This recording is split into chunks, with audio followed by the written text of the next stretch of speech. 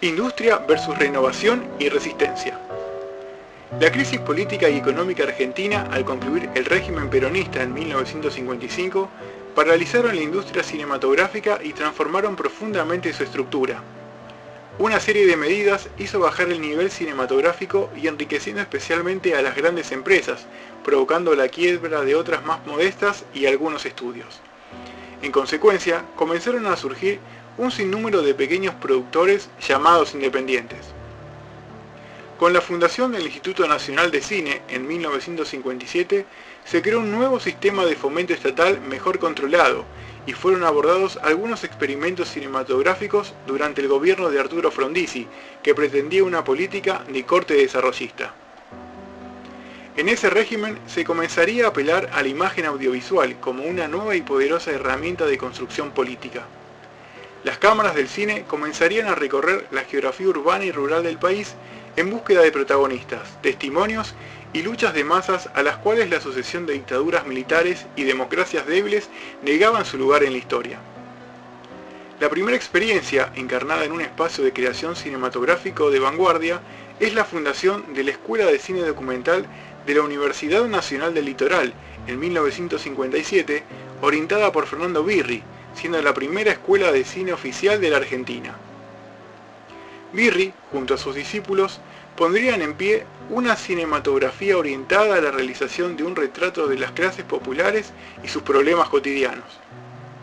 Otro de los fundadores de este nuevo género es Simón Feldman, quien consigue realizar El Negoción en 1959, un largometraje en 16 milímetros de gran impacto en los circuitos alternativos.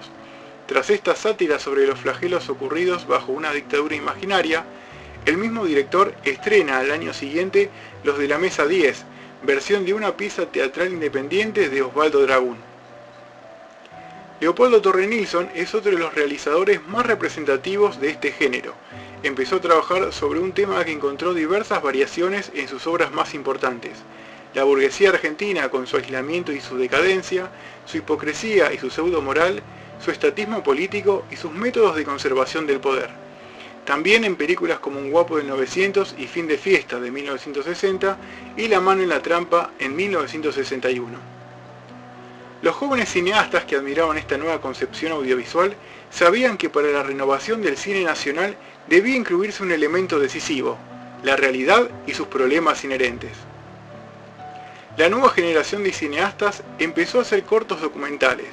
Fernando Birri con Tiré Die en 1956, Simón Feldman con Gambartes de 1956, Rodolfo Kuhn con Sinfonía en No bemol de 1957, David José Cojón con Buenos Aires en 1958, Humberto Ríos con Faena en 1960, etc. Y sus primeros largometrajes argumentales también siguieron esa misma línea de realismo. Dentro de esta camada se incluye a Lautaro Murúa, quien mostró en Yunco de 1960 una imagen novedosa de la miseria en el campo, donde un maestro trata de concientizar a sus alumnos para hacer cambiar esa realidad. En Alias Gardelito de 1961 abordó de una manera más radical la relación de un joven desocupado en la ciudad con su medio social. Rodolfo Kuhn emprendió en Los jóvenes viejos de 1961 una valoración crítica de su propia generación y de su incapacidad de realizarse. En Prisioneros de la noche de 1960, David José Cojón hacía referencia a la imposibilidad del amor en una ciudad despiadada como Buenos Aires, mientras que en Tres veces Ana de 1961 expresaba la animosidad, la frustración y la alienación de las relaciones humanas en el seno de la clase burguesa.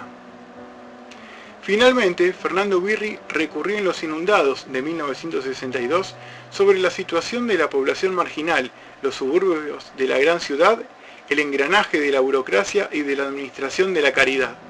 Para ello, se sirvió de un estilo neorrealista y de elementos picarescos, haciendo más factible la confrontación del espectador con la miseria masiva y aumentando la eficacia de la denuncia.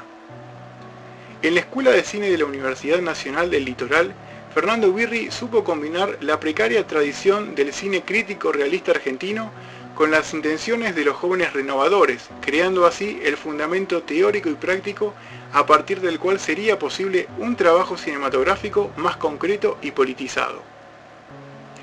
Leopoldo Torre Nilsson empezó a ocuparse de la historia, pero tanto con la adaptación de una pieza clásica de la literatura nacional como el Martín Fierro de 1968, como con la presentación de Héroes Nacionales en El Santo de la Espada de 1970 y en Güemes de 1971, apenas logró una colorida colección de imágenes históricas, aunque de bastante éxito económico. Tampoco fue más lo que lograron los intentos de un nacionalismo sentimental de Fernando Ayala en Argentino hasta la muerte de 1968 o Manuel Antín con Don Segundo Sombra en 1970. La tensa situación política tampoco encontró su expresión en los trabajos de realizadores jóvenes. Algunos de los que pertenecieron al movimiento renovador terminaron haciendo cine publicitario, otros, que de por sí habían empezado en la publicidad, invirtieron sus ganancias en películas esotéricas. Y aquellos que a mediados de los años 60 habían hecho películas por demás respetables, como Rodolfo Kuhn con Pajarito Gómez de 1965, una crítica de la sociedad de consumo, o Leonardo Fabio con Crónica de un niño solo de 1965, un impresionante ensayo autobiográfico sobre un niño huérfano, terminaron fracasando porque sus intentos renovadores se movían dentro del sistema comercial establecido y porque su ímpetu de reformas sociales se orientaba en los lineamientos establecidos por el sistema político. El proceso de agudización política solo encontraría su expresión cabal en el trabajo de un grupo de cineastas fundadores del cine liberación, formado alrededor de Fernando Pino Solanas y Octavio Getino. Ellos desarrollaron una nueva concepción en los años de trabajo que significó la realización de La Hora de los Hornos, un documental provocativo e innovador exhibido forzosamente en fusiones clandestinas como desafío al gobierno militar de turno. Este ensayo cinematográfico de casi 4 horas y media de duración, dividido en 3 partes por separado, hace una fuerte crítica sobre la violencia y la opresión de las estructuras capitalistas en los países latinoamericanos. Si bien la breve vuelta a la democracia, luego de la dictadura que terminó con la segunda presidencia de Juan Domingo Perón, había encontrado un país en crisis, los flamantes jóvenes realizadores pudieron impulsar un nuevo género para visibilizar los conflictos sociales que existían en el país y que por decisiones políticas se pretendían ocultar de la realidad.